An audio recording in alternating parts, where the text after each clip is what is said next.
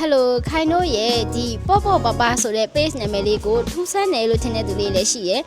ဒီပေါ့ပေါ့ပပဆိုရင်ပေါ့နော်နေ့စဉ်သုံးစကားထဲမှာထည့်ပြီးသုံးပြတဲ့စကားလုံးလေးဖြစ်ပေမဲ့ဒီလို site နာမည်တစ်ခုအနေနဲ့ကြတော့ထူးဆန်းကြရပေါ့နော်တချို့ daily တွေတချို့ customer တွေဆိုဒီပေါ့ပေါ့ပပကိုဘယ်လိုခေါ်လဲဆိုပို့ပို့ပပအဲ့လိုပို့ပို့ပပလားအဲ့လိုမျိုးမေးရလူလေးလည်းရှိရဲ့ပေါ့နော်ခိုင်တို့ဒီနာမည်လေးကိုဘယ်လိုပေးပြသွားလဲဆိုရင်အရင်တော့ကခိုင်ကဒီ local brand လေးစားထောက်မယ်ဆိုတော့ခြီသားထုတ်မယ်လို့စိတ်ကူးထားပါတော့